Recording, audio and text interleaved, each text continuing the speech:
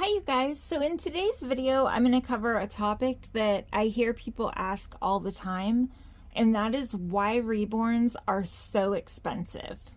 I have Lucas here right now who is pretty much done but just waiting for hair, just so you guys have something cute to look at.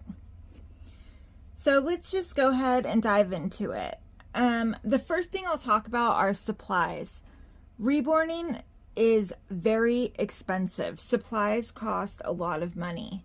On average, for a regular newborn size kit like Lucas, a kit is going to cost $129. Bigger kits cost a lot more. If you are getting a kit that's a sold out limited edition, maybe the artist had to buy it on the secondary market, and those can cost up to $1,200 just for the blank kit alone before you factor in any other supplies.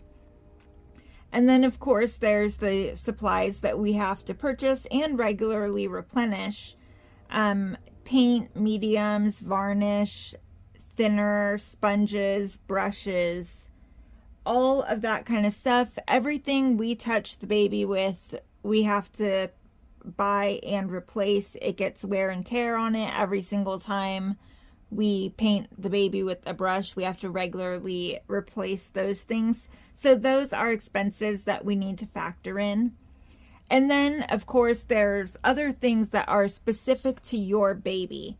That will be eyes if you have an awake baby, glass beads, polyfill, and some people like me, we use different kinds. We use angel silk, which is pretty expensive, and there's other premium polyfills, silicone baby fat pellets, which are also expensive, stockings, scent wafers, rings, plugs. Not all kits come with a body. If we have to buy a body, that's an extra $20 usually.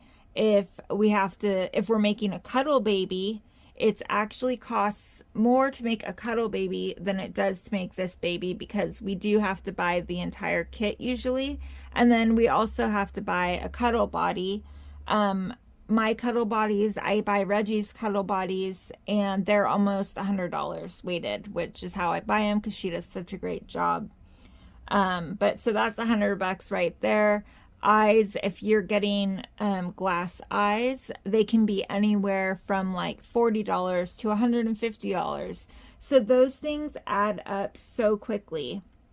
If the baby is rooted, mohair is like good quality mohair is about $70 for a ½ ounce. We need to get needles, we need to get glue. If we're using heat, we have to get bulbs. And we also had to do a very large initial investment in all of our supplies. And then, you know, there's those ongoing things, not just supplies, but other business expenses that as a full-time reborn artist, we need to factor in.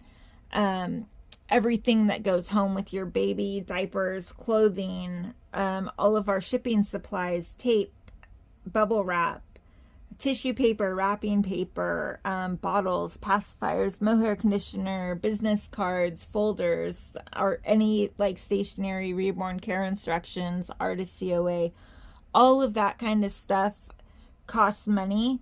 And as a business, the way that we recoup that money is to take a small portion of the proceeds from our sales to reimburse ourselves for all those expenses.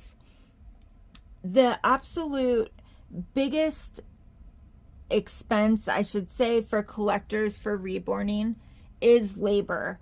And it's not just like that in reborning, it's like that in every single field. If you've ever gotten your car worked on at a mechanic, it costs $5,000, but the materials might have only cost $100. Anytime that you have an individual person creating something, it's going to cost money. And I think there's a really common misconception. A lot of people, especially people that are brand new to reborns, they think that we are just like rolling in the money. And so I want to talk a little bit about like the labor and time and earnings ratio, I guess. So on average, it takes me about 200 hours to complete a baby start to finish, from when I wash the kit, when I get it out of the bag, until I'm cutting the hair and it's going home. And, you know, some people do paint faster. Higher end babies in general take longer to create. But I'm usually selling my babies between $1,200 and $1,500. There's some slight variations, but that is just kind of the standard that I'll use as an example. So when I'm selling a baby, say for $1,200, I have my supplies costs, which generally are going to be about $250 to $300 total for a closed eye baby. If I'm getting $80 glass eyes, obviously that's going to go up to almost $350. But so with that equation, if I were to pay myself hourly, I would only be making $5 to $7 an hour, so well under minimum wage. So we really do not earn a lot for our time at all.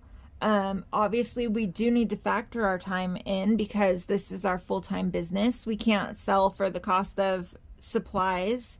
If you had a full-time job, you wouldn't be expected to work a 40-hour work week and not get paid anything at all for it. When you see babies that are priced for less, say you see someone selling a baby for $500, they're usually making just under $1 an hour for their time. And I want to say this too, when you're paying for an artist's time, you're not just paying you're not paying by the hour for their time for them to do a assembly job or something like that. You're really paying for their experience, for their expertise, for their style. It takes a lot. Whoops, sorry about that. I have Tate down here and he is crawling around and just hit my camera stand. Stop it, come here. Okay, so, sorry about that. So we spend years honing our craft. We invest in ourselves generally. We have taken classes, we experiment, and so you're really paying for our experience. In general, the more experienced and the better the artist is, the more that they're going to be charging for their time. There's exceptions to that rule. I've seen, people selling dolls for $1,500 when it looks like it's their second doll. I've seen babies with artists they're like a prototype baby. They're amazing and they're selling them for $500. So there's obviously exceptions, but in general, you are paying for expertise and skill level. All right, you guys, I hope that was a little bit helpful. I just wanted to break down supply costs and what goes into creating these in case you're new to them and saw that price tag and were kind of shocked. I do know, factory dolls you can obviously buy for $20 or $30. I won't get too much into that, but I mean, they're making hundreds and thousands in a factory.